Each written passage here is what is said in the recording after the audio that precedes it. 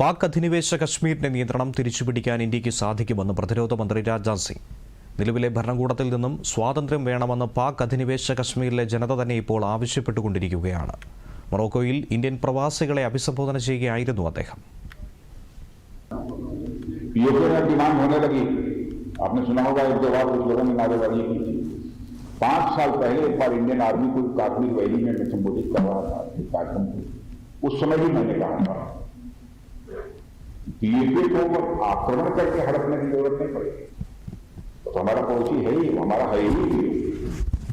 और पीएके को लोग स्वयं ये कहेंगे कि मैं भी भारत हूं और वह दिन आने वाला है. 2 ദിവസത്തെ സന്ദർശനത്തിനായാണ് രാജ്നാഥ് സിംഗ് മൊറോക്കോയിലെത്തിയത്. ബറേച്ചിഡിൽ ആത്മനിർഭർ ഭാരതിന്റെ കീഴിൽ നിർമ്മിക്കുന്ന പ്രതിരോധ നിർമ്മാണ കേന്ദ്രത്തിന്റെ ഉദ്ഘാടനവും അദ്ദേഹം നിർവഹിക്കും. ആഫ്രിക്കയിലെ ആദ്യത്തെ ഇന്ത്യൻ പ്രതിരോധ നിർമ്മാണ പ്ലാന്റാണിത്. രാജ്നാഥ് സിംഗിന്റെ സന്ദർശന വേളയിൽ ഇന്ത്യയും മൊറോക്കോയും പ്രതിരോധ മേഖലയിലെ സഹകരണം സംബന്ധിച്ച ധാരണാപത്രത്തിൽ ഒപ്പുവെക്കുമെന്നാണ് റിപ്പോർട്ട്.